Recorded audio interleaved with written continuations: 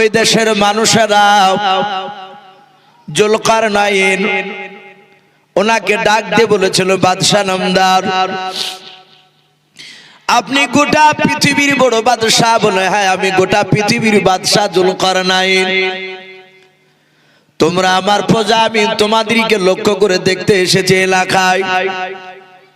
ডাক দিয়ে বলেছিল, হুজুর যেহেতু আপনি আমাদের দেশের বাদশাহ, ওই দেখেন একটা সুড়ঙ্গ রাস্তা দেখতে পাচ্ছেন? বলে, হ্যাঁ। ওই রাস্তার ভিতর দিয়ে একটা বিরাট একটা শহরে যাওয়া যায়। এই রাস্তা ছাড়া অন্য কোনো বিকল্প রাস্তা নাই ওই শহরে যাওয়ার জন্য। ওগো বাদশাহ নামদার, ওই দেশের এক সম্প্রদায় রয়েছে, তাদেরকে ইয়াজুজ মাজুজ বলা হয়।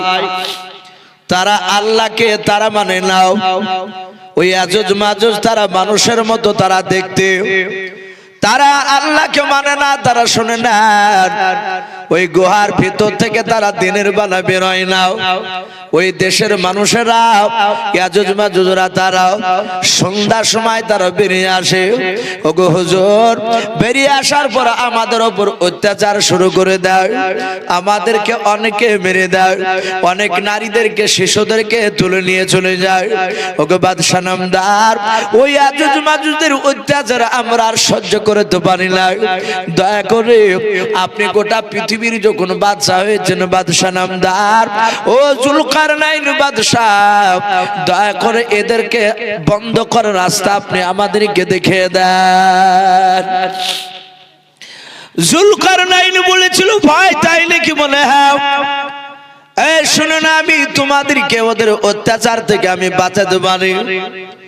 জুলকারনাইন তিনি 2 রাকাত বাবজি আপনার নামাজ পড়লেন। নামাজ পড়ার পর উনি বললেন, ভাই আমার সাথে একটু যদি তোমরা সহযোগিতা করো তাহলে আমি রাস্তাটা বন্ধ করে দেওয়ার ব্যবস্থা করে দেব। বলে, হুজুর অসুবিধা নাই। বলে, বন্ধ করে দিলে এরা কি আর বেরিয়ে আসবে না? জুলকারনাইন বাবা এমন ভাবে সুড়ঙ্গ রাস্তাটা বাবা বন্ধ করে দিলেন। সীসা গলে গলে বাবজি সেই জায়গাটা বন্ধ করে দিলেন। বললেন, ভাই আর তোমাদের মরণের ভয় নাই, এরা তোমাদেরকে মারতে পারবে না, অত্যাচার করতে পারবে না। আল্লাহ যেদিন তোমাদের মওত লিখবে সেদিনই মওত হবে। কিন্তু বন্ধু শুনে নাও, এরা কিয়ামতের বেশ কিছুদিন আগে শুনে নাও, এরা অনেক বছর চেষ্টা করে তারা এই প্রাচীরকে ভেঙে বেরোতে পারবে না। বলে, তাই? বলে, হ্যাঁ। এখন এই প্রাচীরের ব্যাপারে, এই প্রাচীরটি আছে কোথায়? এই সুড়ঙ্গ রাস্তা জুলকারনাইন উনি যে দিয়েছেন, এটা আছে কোথায়? এখানে বাবজি কয়েকটা রিওয়ায়াত এসেছে। কেউ বলছে আফ্রিকার জঙ্গলে আছে, বেশিরভাগ উলামারা বলেছেন না। আমরা জানি চীনে একটা বিরাট প্রাচীর আছে, চারিদিক ওর দেশকে ঘেরা আছে। বলে ওই প্রাচীরের তলে ওই সুড়ঙ্গ রাস্তাটা আছে। কিন্তু কিতাবে লিখেছে ইয়াজুজ মাজুজরা তারা মরেনি, তারা ভিতরে আছে।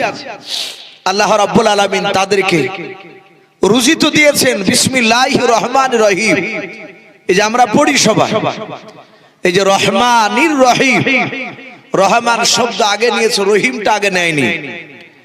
এই রহমান মানে দয়ালু। আল্লাহ রাব্বুল আলামিন বলছেন, আমি ঈমানদার করু যদি, বেঈমানদের করু যদি, ইয়াজুজ মাজুজ বেঈমান হলো তাদেরকে আমি রুজি দিই। তারা ভিতরে কিভাবে বেঁচে থাকেন তা আল্লাহই ভালো জানে। মানুষ তো কেউ ওখানে দেখতে যেতে পারে না। ওই প্রাচীরটার ব্যাপারে এতটুকু রাসূলুল্লাহ বলেছে, ওরা সকাল থেকে নিয়ে সন্ধ্যা পর্যন্ত তারা ওই প্রাচীরটাকে কেটে বেরোনোর চেষ্টা করে। তাদের ভিতরে তো পাথর কাটা যন্ত্র আছে, তারা কাটে, কাটতে কাটতে কাটতে কাটতে কাটতে কাটতে একেবারে বাবজি সূর্যের আলা গুহার ওই পার থেকে বাবজি তাদের নজর আসে। অন্ধকার জায়গা, আলা বুঝতে পারে, একেবারে পাতলা, আর কিছুটা কাটলেই তারা বেরিয়ে আসবে। যখন কাটতে কাটতে সন্ধ্যা লেগে যায়, তখন ওরা বলে ভাই আজ আর কাটবো না, কাল এসে আবার কাটবো। এই যে কাল এসে কাটবো বলে রেখে দিয়ে চলে যায়। এরা যখন চলে যায় আবার সকালবেলা এসে দেখে যেমনকার পাহাড় ছিল তেমনি হয়ে গিয়েছে। বলুন আলহামদুলিল্লাহ। ওদের এটুক বুদ্ধিতে কোলাবে না সেদিন যে চল ভাই আজ রাত লাগলো কাটিয়ে দিয়ে কার যাবো, এটা ওদের ব্রেনে আসবে না, এটা আল্লাহ দিবেন না।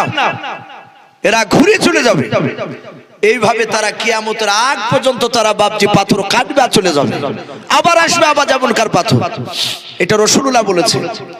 যেদিন আর যাবে না কিয়ামতের আগে তারা বেরিয়ে আসবে, তারা প্রচুর সংখ্যা হবে। তাফসীরে এসেছে আল্লাহ এত বড় কুদরতবান, এত বড় মেহেরবান, আল্লাহ রাব্বুল আলামিন জান্নাতে যে এত নিয়ামত দিয়েছে আমরা হয়তো অনেকে বাপজি বিশ্বাস করি না। আমরা ওলামার মুখে শুনতে পাই যে একটা মানুষকে কিয়ামতের ময়দানে তাকে একটা জান্নাত দেওয়া হবে। দুনিয়ার সব নয়, আল্লাহর বলছেন যে আমার সবচেয়ে জান্নাতি মানুষদের মধ্যে থেকে সবচেয়ে যে ছোট জান্নাতি মানুষ তাকে আমি জান্নাতে একটা জান্নাত দেওয়া হবে। তাকে জান্নাতটা কত বড়, তো বলছে এরকম দুনিয়ার সমান 10টা হবে। বলুন আলহামদুলিল্লাহ। এত বড় জান্নাত একটা ছোট্ট ইমানদার জান্নাতি মানুষকে দেওয়া হবে। তাহলে বড় ইমানদার ব্যক্তি তাদেরকে তো আরো বড় দেওয়া হবে। ভাইরা আমার, বাবা বোনেরা, বিশ্বনবী বলেছেন দুনিয়ার বুকে কেউ যদি সুবহানাল্লাহ একবার বলে তার জন্য জান্নাতে একটা গাছ লাগানো হয়। বলুন আলহামদুলিল্লাহ। দুইবার যদি বলে 2বার লাগানো হয়, 3বার বললে 3বার লাগানো হয়। কেউ যদি দিনে 1000 বার বলে 1000টাই গাছ তাকে লাগানো হয়। বলুন আলহামদুলিল্লাহ। জান্নাতে আল্লাহ রাসূল সাল্লাল্লাহু তাআলা আলাইহি ওয়াসাল্লাম নবীজিকে জিজ্ঞাসা করলে, ওগো আল্লাহর নবী আপনি বলুন। রহমতের নবী, দরুদ নবী আমার সঙ্গে সঙ্গে বলেন, ওগো সাহাবা তোমরা কি বলছো বলো। বলে নবী আপনি বললেন যে জান্নাতে এক একটা গাছ লাগানো হবে সুবহানাল্লাহ পড়লে। ওগো আল্লাহর নবী বলুন জান্নাতটা কত, জান্নাতে যে গাছটা লাগানো হবে গাছটা কত বড় লম্বা হবে, ছোট না বড়? আল্লাহর নবী বলেন সাহাবারাও তোমরা প্রশ্ন ধারণ করেছো, শুনে নাও। ওই জান্নাতে যে গাছটা লাগানো হবে দুনিয়ার বুকে সুবহানাল্লাহ একবার পড়লে তার বিনিময়ে আল্লাহ বলছেন জান্নাতে একটা আমি গাছ লাগিয়ে দিই। এই গাছটা কত বড়?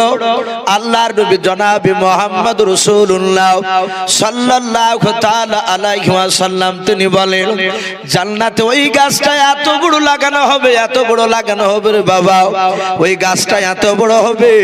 আল্লাহর নবী বললেন দুনিয়ার বুকের সবচেয়ে হিষ্টপিষ্ট ঘোড়াটাও ওই জান্নাতে বাবা দুনিয়ার গণনা নাই। জান্নাতে 700 বাপজি বছর সময় লাগবে ওই গাছটার এই ছায়া থেকে বাপজি তার উপর ছায়াতে পৌঁছাতে। বলুন আলহামদুলিল্লাহ। আল্লাহ বলছে তার নবীকে আপনি বলে দেন গাছটার যে ছায়া থাকবে একটা গাছের ছায়া একবার পড়লে একটা গাছ, তাহলে আপনি যতবার পড়বেন ততটা গাছ লাগানো হবে জান্নাতে। তো বলা হয়েছে যে ওই গাছটার যে কোনো একটা গাছে ছায়ার এই পার থেকে এই ধার থেকে ওই ধারে ছায়া ছুটে যেতে দুনিয়ার গণনা নয়, বলা হয়েছে আখিরাতে 700 বছর সময় লাগবে। আর দুনিয়ার বাপ যে আপনার বলা হয়েছে দিন, বিশ্বনবী বলেছে এই দুনিয়ার 50,000 বছরের দিনকে একটা লম্বাকের যতটা হয় ততটা দিন কিয়ামতের ময়দানে একটা দিন হবে। বলুন আলহামদুলিল্লাহ। তাহলে কিয়ামতের একটা দিন আর দুনিয়ার বলা হয়েছে 50,000 বছর সমান, তাহলে 700 বছর সময় লাগবে। তখনকার বাপজি দিনকে গণনা করে। সম্মানিত ভাইরা আমার, বাবা জীবনেরা, আল্লাহ রাব্বুল আলামিনের কুদরত আমরা অনেকে হয়তো সন্দেহ করে ফেলি, এই সব গাঁজাখুরি কথা বলছি, এ হতে পারে না। এখানে অনেক জেনারেল শিক্ষিত ভাইরা আছে, তারা পড়েছেন, তাদেরকে জিজ্ঞাসা করবে। এই যে বাপজি তারা দেখতে পায় আকাশ, আমরা তারা, আমরা আলেমদের কথা গুরুত্ব না দিলেও বিজ্ঞানীদের কথা মানুষ এখন বিশ্বাস বেশি করছে। বিজ্ঞানীরা বলছে যে এক একটা তারা এই পৃথিবীর চেয়ে বাপজি 10 গুণ বড়। বলুন আলহামদুলিল্লাহ। এক একটা তারা, অথচ দেখেন কোটি কোটি তারা বাপজি সে আসমানে রেখেছে, মনে হচ্ছে কাচের টিপ্পির সমান পাশাপাশি রাখা আছে। অথচ একটা তারা খসে পড়ে গেলে এই পৃথিবীতে তার জায়গা হবে না। আবার রাসূল বলেছে যে আল্লাহ রাব্বুল আলামিন এমনই কুদরত রেখেছে, বিজ্ঞানে বলছে ওই তারার মধ্যে থেকে এমন একটা তারা আছে, ওই তারাটার হিমাক্কির না কি বলে একটা নাম করছে, ওই তারাটা বলছে এই রকম যত তারা আছে এই রকম তারা কয়েক হাজারকে গপ করেও গিলে একাই খেয়ে নিতে পারবে। তাহলে আল্লাহর এত বড় নিয়ামত বাপজি। আমি কেন কথাটা তুলে ধরলাম, বিশ্বনবী বলেছে দুনিয়া সৃষ্টি করার আগে, এই পৃথিবী সৃষ্টি করার আগে সর্বপ্রথম বাপজি বলা হয়েছে এই দুনিয়াতে বাপজি জান্নাত জাহান্নাম তৈরি করার আগে, জমিন তৈরি করার আগে সর্বপ্রথম বাপজি গোটা পৃথিবীটা বাপজি ছিল পানি। আর এই পানির উপরে আর সে আজিম আল্লাহর ভাস্তক। বলুন আলহামদুলিল্লাহ। এটা এসেছে তারপরে বাপজি জান্নাত নয়, তারপর দুনিয়া সৃষ্টি করলে, দুনিয়া আসমান সৃষ্টি করার পর বলা হয়েছে পৃথিবীর যতটা পানি আছে মাটির তলে, এই গোটা পৃথিবীতে বাপজি মাটি যে ভাসমান অবস্থায় যতটা পানি জমিনের নিচে, মাটির তলে বাপজি যতটা গোটা পৃথিবীতে যত পানি আছে, আর এতটা পানি আল্লাহ রাসূল বলছেন আল্লাহ রাব্বুল আলামিনের আরশের আজিমের তলে আল্লাহর কুদরতি বাপজি রাখা আছে। বলুন আলহামদুলিল্লাহ। এই যত পানি পৃথিবীতে বাপজি মাটির তলে আছে, অতটা পানি আল্লাহর আরশে আজিমের তলে বাপজি রাখা আছে, আমরা কেউ দেখতে পাই না। বিশ্বনবী বলেছে ওই পানিটা আল্লাহর কুদরতে ফিট করে রেখেছে, আল্লাহর দ্বারাই সব সম্ভব। ওই পানিটা বলা হয়েছে আপনার গোটা পৃথিবীতে ইয়াজুজ মাজুজ যখন ছড়ে যাবে, ইয়াজুজ আর মাজুজ এরা যখন অত্যাচার করবে, সেই সময় বাপজি আল্লাহ রাব্বুল আলামিন আসমান থেকে পানি বর্ষণ করবে। আপনারা আশা করি শুনেছেন অনেক আমার মুখে যে আসমান থেকে কিয়ামতের আগে পানি বর্ষণ হবে। ওই পানিটা হচ্ছে পৃথিবীতে যতটা পানি আছে ওই পানিটা আরশে আজিমের তলে বাপজি রাখা হয়েছে। ওই পানিটা ইমানদার মানুষের বাপজি মাথাতে পড়বে আর সাথে সাথে তারা ইন্তেকাল করবে। যারা ইমানদার, বেঈমানরা বাপজি তারা বাতাসে মারা যাবে। হ্যাঁ, আমি বলছিলাম যে ইয়াজুজ মাজুজ এই জুলকারনাইন তাদের বাপজি রাস্তাটা বন্ধ করে রেখেছে। এ হচ্ছে একটা ইমানদার বাদশা। দ্বিতীয় আর একটা ইমানদার বাদশা, তার নাম কেতাবে লিখেছে হযরতে সুলাইমান আলাইহিস সালাম।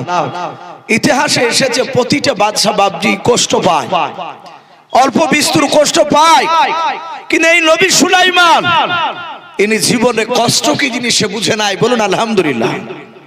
যেহেতু সুলাইমান জন্ম নেওয়ার পরই দেখলেন ওনার আব্বার নাম ছিল দাউদ নবী আলাইহিস সালাম। উনিও পৃথিবীর বিরাট বাদশা, কিন্তু দাউদ গোটা পৃথিবীর একাই বাদশা ছিলেন না, কিন্তু বাদশা ছিলেন। সুলাইমান ছোট থেকে বাপজি অভাব সে পায়নি। কেতাবে লিখেছে সুলাইমান আলাইহিস সালামের ব্যাপারে আল্লাহ রাব্বুল আলামিন কোরআনে বলছে ওয়ালাকাদ আতাইনা দাউদা ওয়া সুলাইমানা ইলমা। আমি দাউদ আলাইহিস সালাম আর সুলাইমান আলাইহিস সালামকে আমি অনেক ইলম হিকমত জ্ঞান আমি দান করেছি। প্রতিটা নবীদেরকে বাপজি জ্ঞান দান করেছে। নবীদেরকে যা শক্তি জ্ঞান দান করেছে এই জ্ঞান কোন সাধারণ মানুষকে দেয় নাই। বলুন আলহামদুলিল্লাহ। পৃথিবীর সব মানুষের জ্ঞান একদিকে, আর যে কোনো নবীর জ্ঞান বাপজি উপর পাল্লা দিলে নবীদের জ্ঞান ভারী হয়। বলুন আলহামদুলিল্লাহ। মানুষের সমান তুলনা করা যাবে না। বলা হয়েছে নবী সুলাইমান আলাইহিস সালামের জ্ঞান ছোট থেকে অনেক ছিল। আমরা সকলেই জানি হযরতে দাউদ নবী আলাইহিস সালাম বাদশাহী থাকা অবস্থায় তখন নবী সুলাইমান আলাইহিস সালামের মাত্র বয়স ছিল 4 থেকে 4.5 বছর। কিতাবে লিখেছে নবী সুলাইমান আলাইহিস সালামের জামানায় মানুষ বয়স পেত 300-400 বছর পর্যন্ত, বলুন আলহামদুলিল্লাহ। তাহলে 400-300 বছরের মোকাবিলায় 4 থেকে 4.5 বছরের বাচ্চা একেবারে ছোট। নবী সুলাইমান আলাইহিস সালাম উনি বাচ্চা থাকা অবস্থায় ওনার আব্বা বিচার করতেন, উনি দেখতে। সে বাপের বিচার করা বিচারকে নবী সুলাইমান দুটো বিচারকে ভুল প্রমাণ করে দিয়েছিলেন। দাউদ নবী অবাক হয়ে গিয়েছিলেন। কিতাবে লিখেছে নবী সুলাইমান আলাইহিস সালাম এইরকম রাস্তা ধরে, বাপজি আপনাদের এটা মনে হয় স্কুল নাই, ঈদগাহ তো মনে হয়, এ দেখে মনে হয় ঈদগাহ, এইরকম বাপজি ফাঁকা জায়গায় নবী সুলাইমান আলাইহিস সালাম উনি বাপজি আরো ছোট ছোট বাচ্চা ছেলেদের সাথে খেলা করছিলেন। 4 থেকে 4.5 বছরের বাচ্চা। হযরত নবী সুলাইমান আলাইহিস সালাম উনি খেলা করতে করতে হঠাৎ করে দেখলেন দুটো মেয়েতে বাপজি তারা একটা বাচ্চাকে কোলে করে নিয়ে, একটা মেয়ের কোলে বাচ্চা আছে আর দ্বিতীয় মেয়েটার কোলে যে বাচ্চা না, সে মেয়েটা ওই বাচ্চাটার হাতখানা এভাবে ধরে ঝগড়া করছে আর চলে যাচ্ছে। সুলাইমান আলাইহিস সালাম উনি দেখলেন আমার আব্বা দরবারে গেল। উনি জানতেন যে এলাকার মানুষরা বিপদে পড়লি, সমস্যা দেখা দিলে তারা আব্বার কাছে যেত, আর আব্বার কাছে গেলে সমস্যা সমাধান করে দিয়ে বাপজি সেখান থেকে তাদেরকে বাড়ি পাঠাতে। ঝামেলা করে গেলে ঝামেলা মিটে যেত। নবী সুলাইমান বেশ কিছুক্ষণ পর আবার খেলতে খেলতে লক্ষ্য করে দেখলে যে মেয়ে দুটো বাপজি ঝগড়া করতে করতে গেল। ওই মেয়ে দুটোকে দেখছে আবার যে মেয়েটার কোলে একাই বাচ্চা আছে, সে বাপজি চুমা খাচ্ছে বাচ্চাটাকে, হাসছে আর চলে যাচ্ছে আনন্দ করতে করতে। আর আরে একটা মেয়ে ওই মেয়েটা ঝগড়া করতে করতে যাচ্ছিল, কিন্তু ওই মেয়েটা বাপজি আর কিছু বলে না, শুধু কাঁদছে চলে যাচ্ছে। সুলাইমান অনেকগুলো বাচ্চা ছেলের সাথে খেলতে খেলতে এই দৃশ্যখানা যখন দেখছিলেন উনি চিন্তা করলেন, আমি দেখেছি জন্ম নেওয়ার পরে, আমার বুদ্ধি হওয়ার পর থেকে আমি দেখেছি আমার আব্বার দরবারে মানুষ ঝগড়া করতে করতে গেলে আর কাঁদতে কাঁদতে ফিরে না, হাসতে হাসতে সবাই যায়। কিন্তু এই মেয়ে দুটো ঝগড়া করতে করতে গেল, আবার কি ব্যাপার একজনা হাসছে আর একজনা কাঁদছে, ব্যাপারটা কি? আমাদের সন্তানরা হলে গুরুত্বই দিবে না, কারণ উনি তো নবী হবে। আল্লাহ বলছেন আমি নবীদের জ্ঞান অনেক দান করেছি। নবী সুলাইমান সঙ্গে সঙ্গে তার বন্ধুদেরকে বললো ভাই একটু দাঁড়াও। বলে কেন খেলবি না? বলে খেলবে, একটু দাঁড়াও। আমার আব্বা দরবার থেকে ওই মেয়েটা কাঁদতে কাঁদতে কেন বাড়ির দিকে চলে যাচ্ছে, আমি একটু জিজ্ঞাসা করি। মেয়ে দুটোকে সুলাইমান ডাক দে বলে এই মা, তোমরা একটু দাঁড়াও। সুলাইমান আলাইহিস সালাম দুই মেয়েকে দাঁড়াতে বলল, তারা দুজনাই দাঁড়িয়ে গেল। যেই মেয়েটা কাঁদছিল তার সামনে দাঁড়িয়ে বলছে ওগো মা, আব্বা দরবারে কাঁদতে কাঁদতে গেলে আর কাঁদতে কাঁদতে ফিরে আসে না, তোমরা দুজনা ঝগড়া করতে করতে গেলে আর ওই মেয়েটা হাসছে আর তুমি কাঁদছো, ব্যাপারটাকে একটু খুলে বলো। মেয়েটা জানে না ইনি দাউদ নবী ছিলেন সুলাইমান। বলে বাবা তোর নাম কি? বলে আমার নাম সুলাইমান। বলে তোকে বলে আমার লাভ কি হবে? বলে মা যদি আমি একটু লাভ করে দিতে পারি। বলে দাউদ নবীকে চিনিস? বলে আমি চিনি, উনি আমার আব্বা জান হয়। বলে তোর আব্বা? বলে হ্যাঁ। সঙ্গে সঙ্গে বলল তোর আব্বা ন্যায্য আমার বিচার করে দিতে পারেনি। শোন সুলাইমান, কিয়ামতের ময়দানে যেদিন কোটি কোটি মানুষের সমাগম হবে, সেই দিনকে আমি তোর আব্বার কলার খানাকে ধরে টানতে টানতে নিয়ে গিয়ে আমি আল্লাহ দরবারে তোর আব্বার বিরুদ্ধে বিচার দিয়ে দিব। জোরে বলুন সুবহানাল্লাহ। মেয়েটা কিয়ামতের কথা বললে। আমরা অনেক দুর্বল মানুষ, পৃথিবীর বুকে বাপজি দেশে দেখা যায় ন্যায্য বিচার পাই না। এখনো বর্তমান বাপজি অনেক জায়গায় দেখা যায় টাকা পয়সাওয়ালাদের বিচার হালকা হয়, গরিবদের বিচার ভারী হয়। কিন্তু গরিবরা যখন পারে না, যখন এরা কেউ গরিবের কথা শুনে না, তখন গরিব কাঁদতে কাঁদতে বাড়িতে বলে যে আল্লাহ এই বিচারটা মানুষের হাতে নয়, তোমার হাতে দিয়ে দিলাম। কিয়ামতের ময়দানে দেখে নেব নবী সুলাইমান 4 থেকে 4.5 বছরের বাচ্চা, যাহাতে বাপজি কিয়ামতের ময়দান বলেছে। সুলাইমান আলাইহিস সালাম ডাক দিয়ে বলেছিল, ভাই কমে গেল কোন আওয়াজটা। সুলাইমান আলাইহিস সালাম সঙ্গে সঙ্গে বাপজি আপনার বলা হয়েছে, ডাক দিয়ে বলল, গো মা, তুমি আব্বার বিরুদ্ধে কিয়ামতের ময়দানে তুমি বিচার দিও না। উনি জানতেন যে কিয়ামতের ময়দান খুব কঠিন হবে। বিশ্বনবী বলেছে, কিয়ামতের ময়দানে যারা দুনিয়াতে দুর্বল, তারা ন্যায্য বিচার পায় না, তাদেরকে কিয়ামতের ময়দানে ন্যায্য বিচার আল্লাহ পাইয়ে দিবে। যারা আজ দুনিয়ার বাপজি টাকার বল, বাহুর বল, বংশের বল যারা দেখায়, কিয়ামতের ময়দানে তাদেরকে হয়তো আল্লাহ তাদেরকে দুর্বল করে দিবে। আর যারা দুর্বল ছিল তারা কিয়ামতের ময়দানে বাপজি সবল হবে।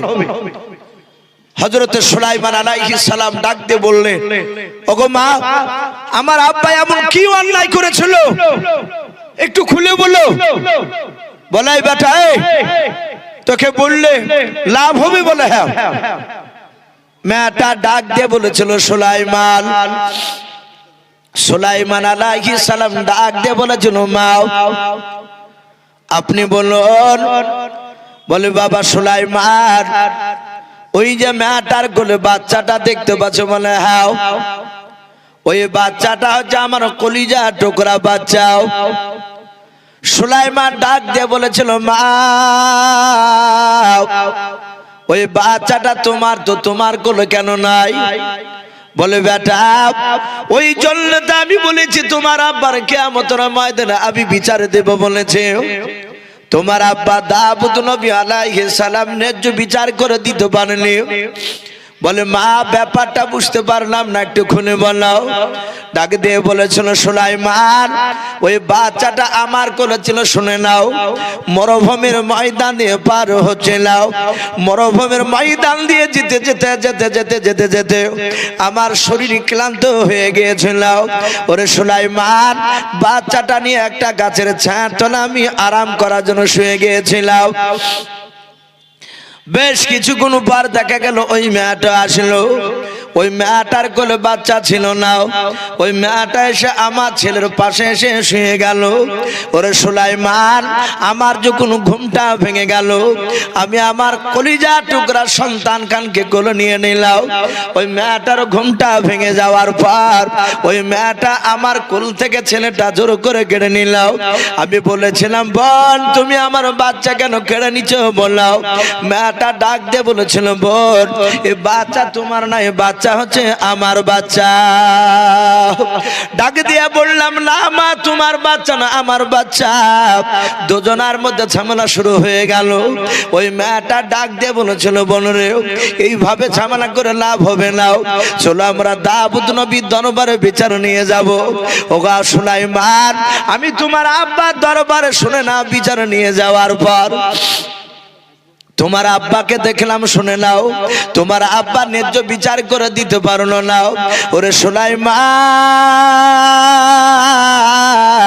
ওই মেয়েটা অভিনয় করে কান্না করেছিল, বেশি খুশি করে অভিনয় করে কান্না করার জন্য তোমার আব্বা রায় প্রকাশ করেছে ওই মেয়েটার বাচ্চা।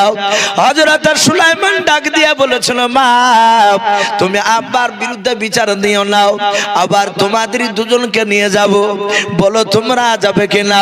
সুলাইমানের কথা শুনে বাবা, যেই মেয়েটা হাসতে হাসতে যাচ্ছিল, ওই মেয়েটা ডাক দিয়ে বলেছিল, সুলাইমান, তোমার আব্বার কাছে যদি 100 বার বিচার করতে নিয়ে যাও, তোমার আব্বা 100 বার যদি বিচার করে দেয় আমি মেনে নেব।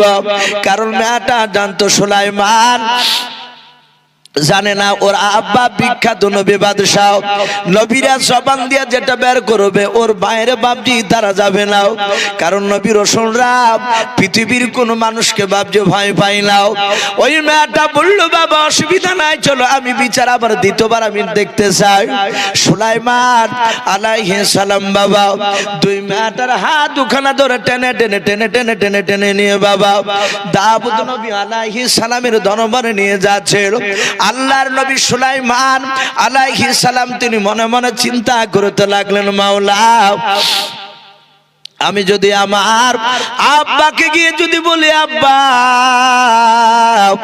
আপনি ন্যায্য বিচার করে দিতে পারেন না, ওগো আব্বা জান, ওগো আব্বা জান, আপনি ন্যায্য বিচার করে দিতে পারেন না, এই বাচ্চাটার আপনি আবার দ্বিতীয়বার বিচার করে দেখান। হযরতে সুলাইমান উনি মনে মনে চিন্তা করেন, এরকম কথা বলে আমার আব্বা লজ্জা পাবে, আমার আব্বার সম্মানের হানি হবে না। না, সুলাইমান হাত দুখানা জোড় করে বাপজি ডাক দিয়ে বলেছিল, আব্বা। দাউদ নবী বলেছিল, বলো বাপ। বলে, আব্বা আপনি যে বলেছেন ন্যায্য বিচার করে দিব, বলে হ্যাঁ আপনি ন্যায্য বিচার করে দিয়েছেন আব্বা যান, আপনার বিচারটা ভুল হয়েছে, সব কথা আমি বলবো না, কিন্তু আব্বা আপনার প্রথমকার বিচারটা আপনি উদ্র করে নেন, আপনি ফিরে নিয়ে আপনি দ্বিতীয়বার চিন্তা ভাবনা করে বিচারটা করে দেন।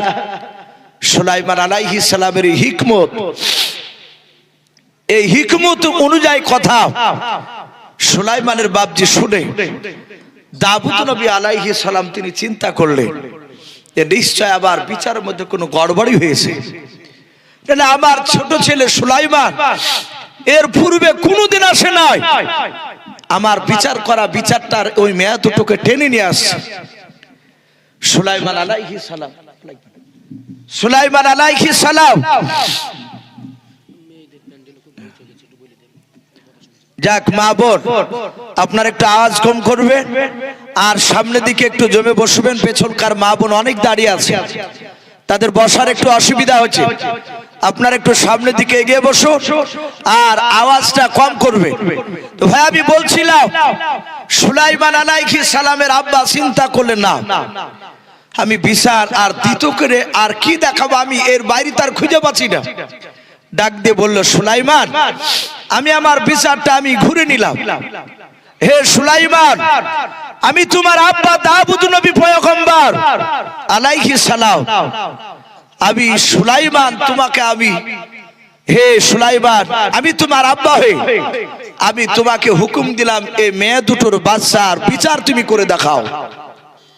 বলে, আব্বা আমি করব? বলে হ্যাঁ। তার রাজ দরবারে বাপজি প্রায় কয়েক শত মানুষ বাপজি বসে আছে, সবাই অবাক, দাউদ নবীর বিচার সুলাইমান করবে, তার ছোট ছেলে 4 থেকে 4.5 বছর বাচ্চা। বলে, আব্বা আমি বিচার করব? বলে হ্যাঁ। বলে, আপনি তাহলে বসুন, আপনি হুকুম দিয়েছেন, তাহলে আমি ন্যায্য বিচার করে একটু দেখাবো আপনাকে।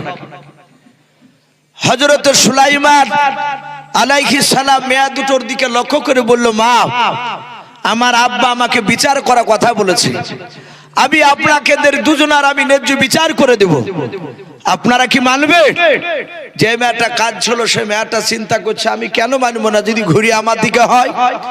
আর যেই মেয়েটা হাসতে হাসতে যাচ্ছিল সে চিন্তা করলো যে বাপে যখন বিচার করে আমাকে বাচ্চা দিয়েছে, ওর সন্তান ওর বাপের বিরুদ্ধে বিচার করতে পারবে না, তাহলে ওর বাপের বিচারের দিকে লক্ষ্য করে এই বাচ্চা ছেলে বিচার কি বুঝে, হয়তো ওর বাপের মতই বলবে যে এই বাচ্চা তো বাড়ি, তাহলে আমি পাবো বাচ্চা।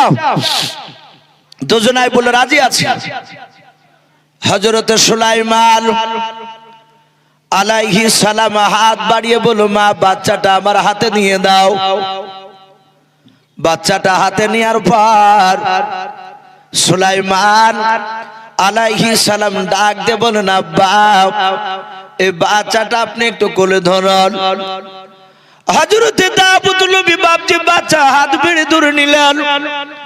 সুলাইমান বাপজি কোনো কথা না বলে সোজা ঘরের দিকে চলে গেলেন, বাড়ির দিকে দৌড়ে চলে গেলেন। সুলাইমান বেশ কিছুক্ষণ পর দেখা গেল বাবা বাড়ির ভিতর থেকে বাপজি বেরিয়ে আসলো, হাতে একটা হাতে বাপজি ধারালো হোসেও অস্ত্রখানা বাপজি হোসেখানা বাপজি ধরে নিয়ে আসার পর রাস্তা দিয়ে হযরত দাউদ নবীর দিকে বাপজি চলে আসে। কারণ আমরা জানি বাবা একমাত্র অন্তরের খবর বাবা আল্লাহ ছাড়া পৃথিবীর মানুষ কেউ জানে না, এমনকি নবী রাসূলরাও জানে না। অনেক মানুষের আকীদা অনেকে মনে মনে ভাবে নবীরা রাসূলরা গায়েবের খবর জানে না, না ওটা জানে নাও। আল্লাহ নিজে বলছেন আমি গোটা পৃথিবীর মধ্যে আমি একমাত্র আল্লাহ গায়েবের সংবাদদাতা, গায়েবের খবর জানি। আমি নবী রাসূলদেরকে আমার অদৃশ্যের খবর যতটা শোনাই, যতটা জানাই, তার বাইরে বাপ যে আপনার কেউ বলতে পারবে না। যতটা জানাই অতটাই। হযরত দাউদ নবী মনে মনে চিন্তা করলেন, আল্লাহ সুলাইমানকে কেন আমি বিচার করতে দিলাম? আমি জানি না সুলাইমান কেন হোসেখানা হাতে করে নিয়ে আসছে, কেমন করে বিচার করবে জানি না। মেয়া দুটো বাবনি তাকিয়ে আছে চাতক পাখির নাই। সুলাইমান এসে দেখলেন তার আব্বা দাউদ নবীর কপালে বাপ যে ঘাম বেরিয়ে গিয়েছে টেনশনে।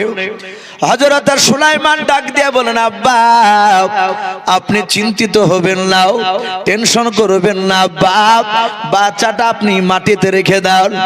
হযরত দাউদ নবী বাচ্চা মাটিতে শুয়ে দিলেন।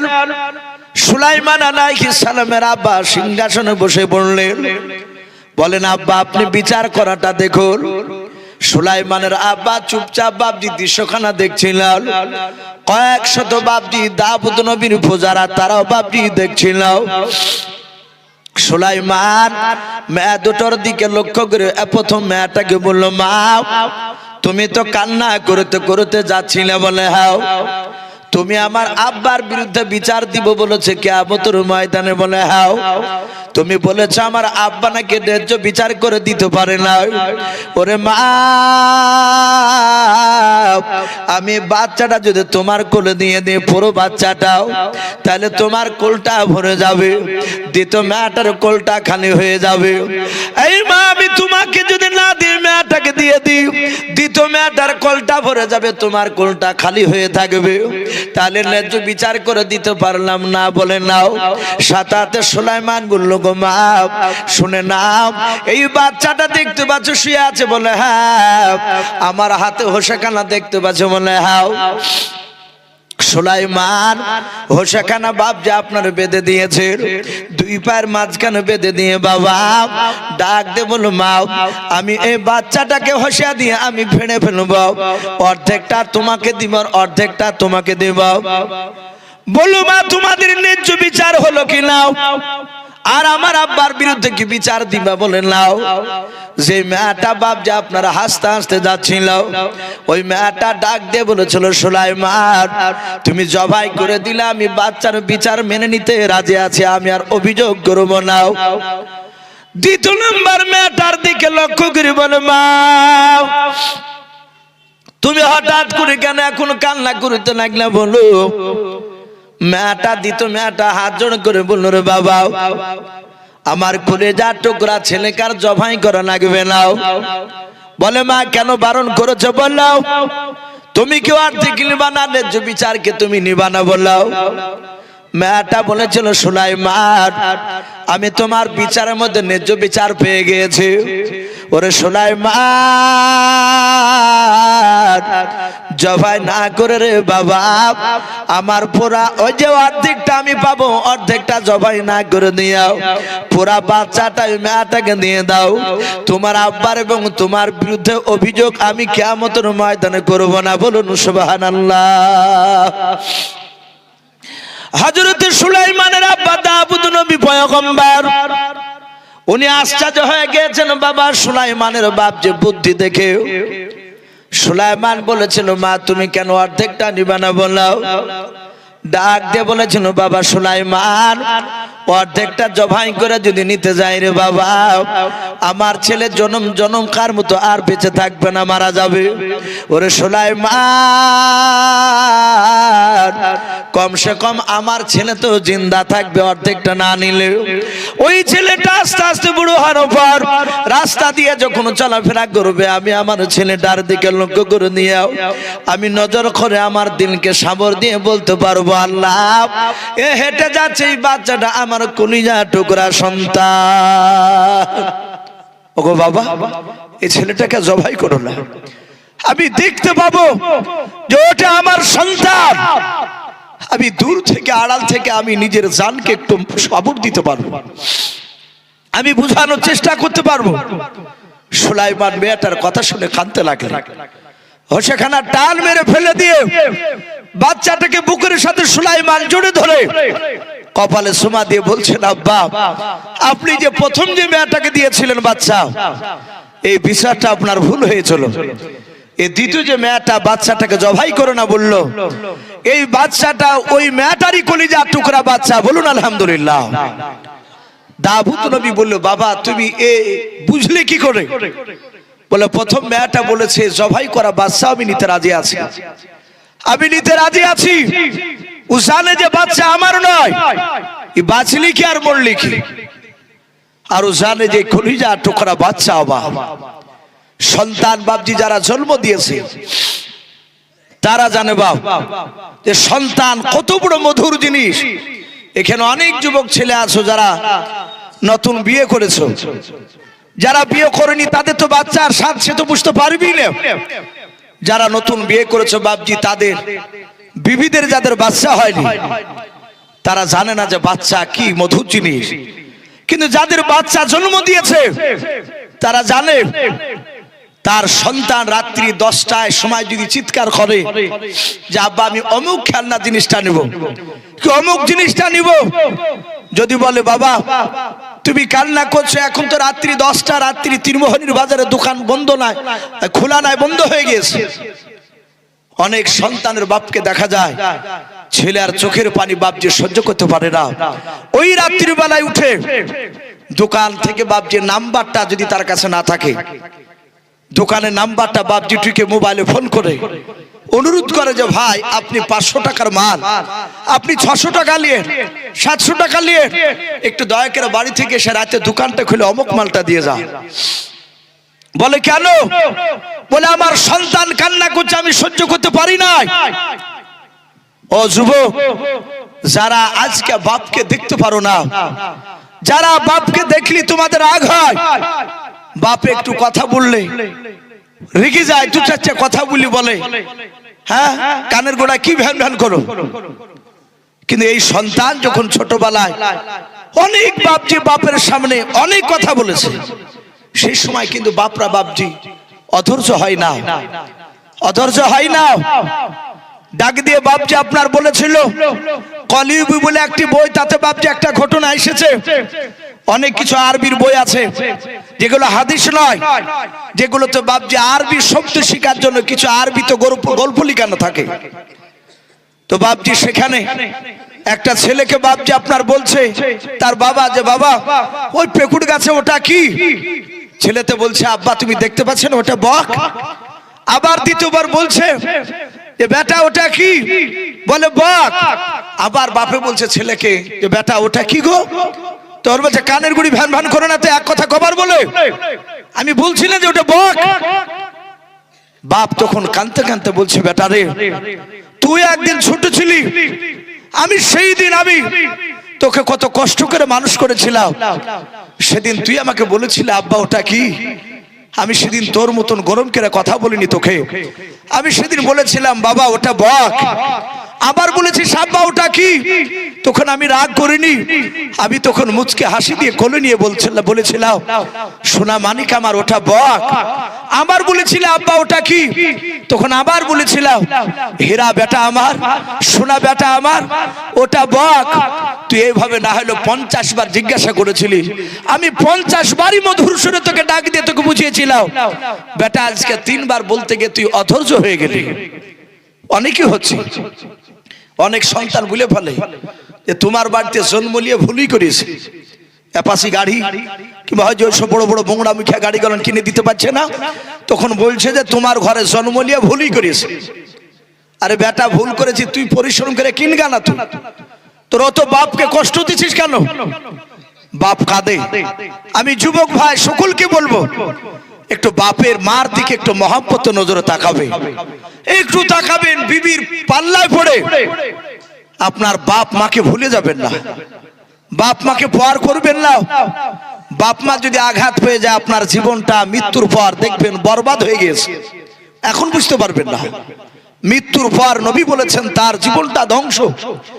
আমি বলছিলাম সুলাইমান বাচ্চাটার বাপ যে আপনার কোলে করে নিয়ে সুমা দিয়ে মেয়েটার কোলে দিয়ে বললো যাও তোমারই বাচ্চা তুমি নিয়ে চলে যাও। দাউদ নবী আলাইহিস সালাম আর বসে থাকতে পারলেন না, সিংহাসন থেকে নেমে 4 থেকে 4.5 বছরের সুলাইমানকে বুকের সাথে জড়ে ধরে সুলাইমানের কপালে চুমা দিয়ে বলে, বেটা এত সুন্দর বুদ্ধি তুমি পেয়েছো।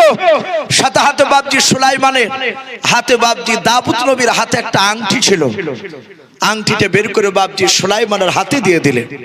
সেই সময় আংটি পরা হারাম ছিল না, বর্তমানে বাপজি সব আংটি পরা হারাম নয়, শুধু ইসলামে বাপজি 4 থেকে 4.5 আনা 4 আনা যে আংটি বলি আমরা চাঁদি, আপনি চাঁদির আংটি ইচ্ছাকৃত আপনি পড়তে পারেন, কারণ আমার বিশ্বনবী চাঁদির আংটি বাপজি ব্যবহার করেছিলেন। সোনার আংটির ব্যাপারে এলাকার মুফতিদের সাথে আলোচনা করবে।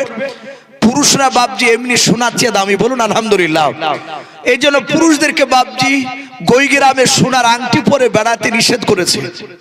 সোনার আংটি পরলে বাপজি মনের ভিতর একটা অহংকার তাকাব্বুর চলে আসে। এখানে যত বাপজি ভাই আছেন, আমি মনে হয় যারা বিয়ে করেছেন 100টা বিবাহিত পুরুষের মধ্যে থেকে দেখা যাবে 95টা ছেলের বাড়িতে বাপজি সোনার আংটি আছে।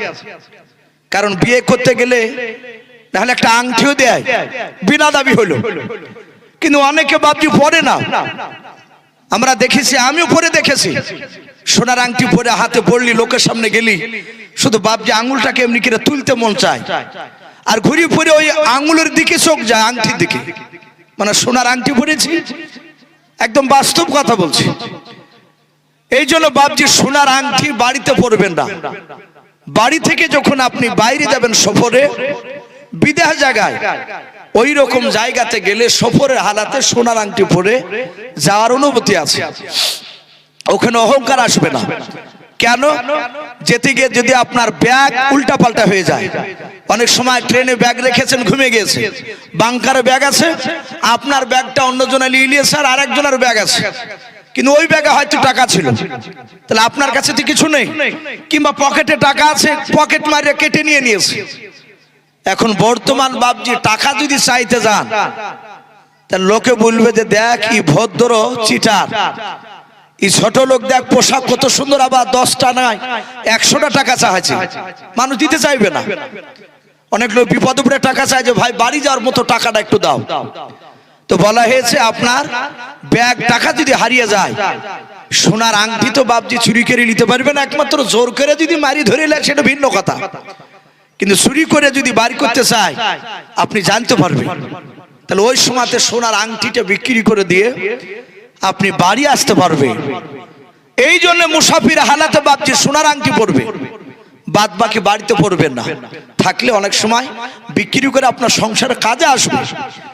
আর বাদ বাকি বাপজি অনেক যুবক ভাই, অনেক বাপজিকে দেখেছি, কিছু মুসল্লিকে দেখা যায়, সেই বাপজি আপনার 18 বছর যুবক যখন ছিল তখন একটা তামার আংটিকে ভরিয়েছে, ভরিয়ে বাপজি দিকে 60, 65, 70 বছর বয়স, তখন তার চামড়াগুলো টান থাকে না, জড়ো হয়ে যায়।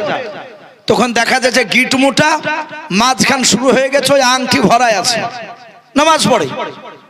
তামার আংটি, পিতলের আংটি, এগুলো শরিয়াতে একবারই হারাম বলা হয়েছে, ব্যবহার করা যাবে না। বাদ বাকি চাঁদির আপনি ব্যবহার করতে পারেন, সব সময় আপনি লোকের সামনে দিবেন, এতে গোনা নেই। হযরতে সুলাইমান আলাইহিস সালামের হাতে আংটি ছিল, ওই আংটিটা বের করে সুলাইমানের আঙ্গুলে বাপজি ভরে দিলে। আংটির ব্যাপারে বলা হয়েছে ওই আংটিটা থাকলে, দাউদ নবী বলেছিলেন বাবা এই আংটিটা থাকলে আল্লাহ তো হেফাজত করবি, কিন্তু আংটিটা থাকলে তুমি কোনো জায়গায় অসম্মানিত হবে না, বলুন আলহামদুলিল্লাহ। এই সুলাইমান আলাইহিস সালাম এই আংটিটা বাপজি হাতে পরে নিলেন। এইভাবে বাপজি সুলাইমান দুটো বিচার করে দেখে দিয়েছিলেন। বাপজি আমার সোনা লালেরা, এই সুলাইমান আলাইহিস সালামের কথা তাফসীরে অনেক ঘটনা পাওয়া যায়। কিতাবে লিখেছে একটা হায়াতুল হাইওয়ান বলে একটি কিতাব, ওই কিতাবে বাপজি সুলাইমান আলাইহিস সালামের কথা এসেছে। সুলাইমান আলাইহিস সালাম তখনও বাপজি গোটা পৃথিবীর বাদশা হতে পারেনি, একদিনে তো হঠাৎ করে হয়নি, আস্তে আস্তে বাপজি দেশ জয় করতে করতে গোটা পৃথিবীর বাদশা হয়েছিল। কিন্তু কেতাবে লিখেছে তখন হয়নি, কিন্তু তিনি তখন নবী। সুলাইমান, মহান রব্বুল আলামিন বলছে, আমি সুলাইমানকে এত বড় হিকমত জ্ঞান দান করেছিলাম, এত বাদশা এত সম্মান দিয়েছিলাম। সুলাইমান আলাইহিস সালাম উনি যে বাপজি সিংহাসনে বসতে, স্টেজের উপরে বসে থাকতে, কেতাবে লিখেছে স্টেজটা কত বড়। এই যে আমরা বসে আছি, আপনাদের এই ভিকুতলা মহিলা মাদ্রাসার সম্মানীয় কারি সাহেব যে আব্দুল মাজিদ সাহেব বসে আছে, আমি বসে আছি, আরো হয়তো কয়েকজন বাপজি বসে আছে, এখানে চেয়ার আছে।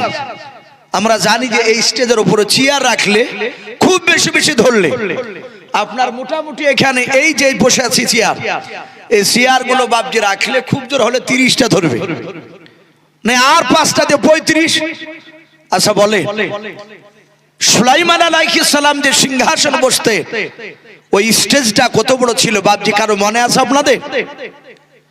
কোরআন শরীফে বাপজি সূরা আম্বিয়ার এই সূরাটার তফসিরে মারিফুল কোরআনে এসেছে, পাওয়া যায় যে নবী সুলাইমান যে স্টেজের উপর বসতে, নবী সুলাইমান স্টেজের মাঝখানে বসে থাকতে, যেমন আমি বসে আছি কেন মাঝখানে, উনি বসতে, আর ওই স্টেজটা এত বড়, ওনার ওই বিশাল স্টেজের উপরে 6 লক্ষ চেয়ার আর্ত, বলুন আলহামদুলিল্লাহ, 6 লক্ষ চেয়ার। আমার মনে হয় যে আপনাদের এই ভিকুতলা এই তীরমোহনীর বাজার নিয়ে বাপজি 6 লক্ষ চেয়ার ধরবে না। কিন্তু এখনকার চেয়ার তো ছোট, তখনকার চেয়ার কি এত বড় ছিল? না। কেতাবে লিখেছে, আর আমরা দেখতে পাই মানুষ বাপজি মাটি কাটতে গিয়ে এক একটা পুরানো কবর দেখতে পাওয়া যায়, মাটি কাটতে গিয়ে দেখা যায় কবরে মাথা উঠেছে, মাটিটাকে একটু সরিয়ে দিয়ে দেখে এই মাথা বাপজি সেই কলসির সমান, এইরকম মোটা মাথা, তার দেখতো বাপজি আঙুলগুলো এই তাইলে সমান সমান লম্বা। তাহলে বাপজি ওর মাথা যদি এত মোটা হয় তাহলে ওর বডি লম্বা ছিল তো। আজ থেকে বাপজি যারা 500, 700, 1000 বছর আগকার মানুষ তারা বড় ছিল। যেমন হযরত আদম নবী আলাইহিস সালাম, উনি যখন দুনিয়াতে এসেছিলেন, আল্লাহ পাঠিয়েছিলেন, কেতাবে লিখেছে আদম আলাইহিস সালাম উনি 60 হাত লম্বা ছিলেন, বলুন আলহামদুলিল্লাহ। কহাত বললাম 30 গজের কথা এসেছে, 60 হাত লম্বা। তখনকার মানুষ ওই রকমই বাপজি আপনার বড় হতো। আস্তে আস্তে মানুষ ছোট হতে হতে হতে বাপজি আমরা একেবারেই ছোট হয়ে গেছি।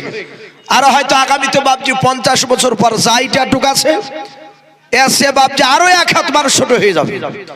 তো হযরত সুলাইমান 6 লক্ষ চেয়ার বাপজি থাকতো তার সিংহাসনে। আল্লাহ বলছেন, আমি সুলাইমানের চেয়ার শুধু খালি বসে রাখার জন্য দেইনি, কেতাবে লিখেছে তার 6 লক্ষ সৈন্য সব সময় তার সিংহাসনে বসে থাকতো, বলুন আলহামদুলিল্লাহ। কেতাবে লিখেছে সুলাইমানের বাম সাইডে 3 লাখ চেয়ার ছিল, ওই 3